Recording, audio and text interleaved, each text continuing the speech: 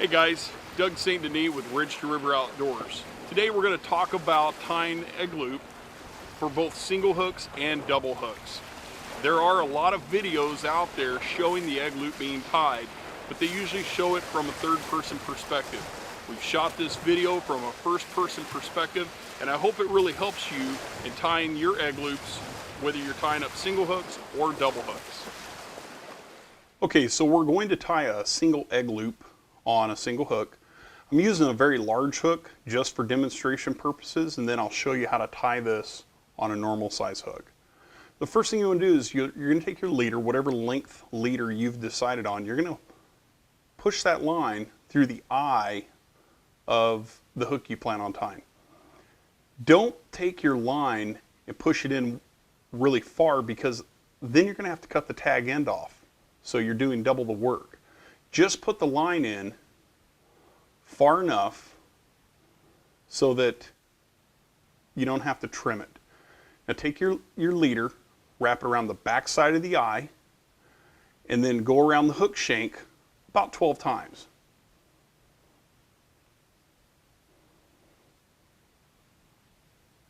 Now, at minimum, you want to wrap it 10.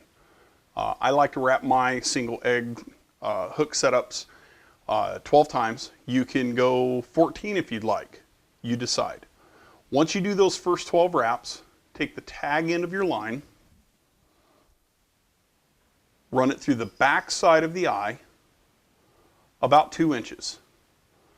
Lay that line along the hook shank. Now go back to the original line that you did your wraps with and complete 4 more wraps. If you want to do 5 more wraps, you can do 5. 4 is sufficient. And once you have that down, you're holding it in place with your index finger. You're going to pull your leader through, and then you're going to give it a cinch. That is a single hook egg loop. If you push your line through, you'll notice you have a loop in there.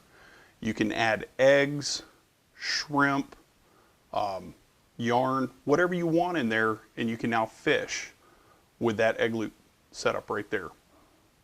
All right, now we're going to add a second hook. Here in the Northwest, we do a lot of fishing from a boat. We're allowed to fish double hook setups. Now, I'm not going to put anything in between here. I'm just going to add a second hook. So what I'm going to do is I'm just going to set that down for a second. I'm going to go to the tag end of my line, and I'm going to select a second hook. Now this time, I'm going to push this line through the back side of the eye of the second hook. I'm going to bring this through, and now I need to decide how much distance do I want between my 2 hooks. Do I want a lot of distance, or do I want a very little? Well, we'll just select this for now. I'm going to hold this line in place. I'm going to do the same thing I did on the first hook. I'm going to wrap this line around the back side 12 times.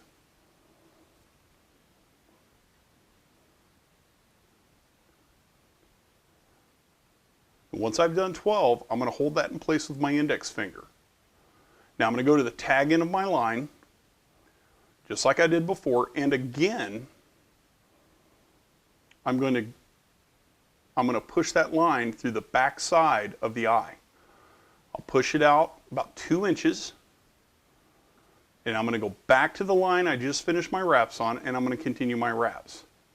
And I'm going to do 4 wraps again. Hold that in place, pull the slack through, give it a cinch. Now I have a double hook setup. Now I won't use this egg loop on the back hook. Instead, I'll use the egg loop on the front hook, and the back hook will be a trailing hook. Okay? So now the next thing we're going to do is we're going to tie the same thing, but we're going to use a size 4 Vision fine wire hook. Those are the hooks that I fish with. I really like the hooks. I've never had a problem with them, haven't lost any fish. And I'm going to tie these freehand just like I do when I tie up my leaders for all my trips. And we'll let you see it true scale. All right? Okay, so what we're doing here is we're going to tie the same thing that you just saw, but we're going to use the actual hooks that I use to fish with, and probably hooks you use to fish with as well. I have two number 4 Vision fine wire hooks, and I've got a cheater here, a Bomac cheater. I really like the cheaters. So what I'm going to do is I'm going to take the tag into my line, I'm going to go through the front side of the eye, and I'm only going to stick this line as far as the hook shank right there, the straightness of the hook shank. Once it starts to bend, I don't want that. So you can see my line only goes to right here. I'm going to hold that down, and I'm going to start my wraps. So again, I'm using 8-pound test leaders, and I'm going to wrap this 12 times. Okay, now I'm going to hold that in place with my index finger. I'm going to go down to the tag end of my line. I'm going to take that tag end, I'm going to go through the back side of that eye now.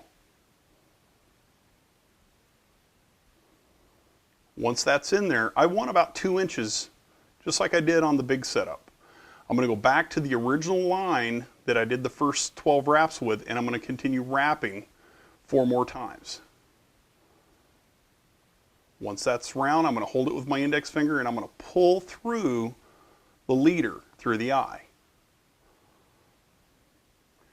So I get that in, I give it a little cinch.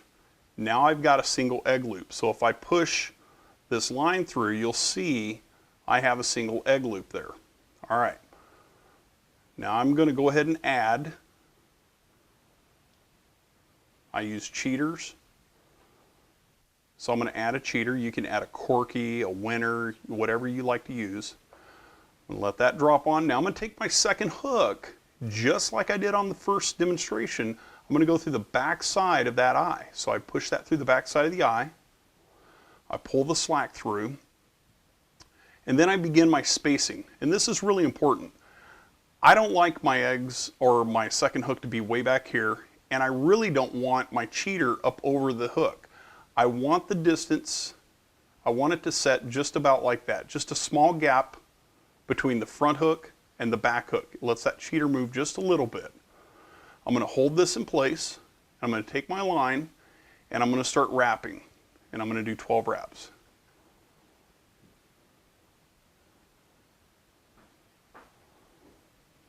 Now, I'll hold that in place, find the tag end of my line, and as you can see, this 8-pound test Iser line is kind of hard to see. That's why I did a demonstration for you with the larger hook. I'm going to take the tag end, go through the back side of the eye, lay that down with the hook shank, go back to the original line that I did my first 12 wraps with, and give it 4 more wraps. And like I said, if you want to do 5 more wraps, maybe even 6, that's fine. What you need to be careful with is as you pull this tag in through now, don't push too hard with your index finger, and don't make those wraps too tight, or you'll cause heat friction on the line. Now I'm going to pull this through.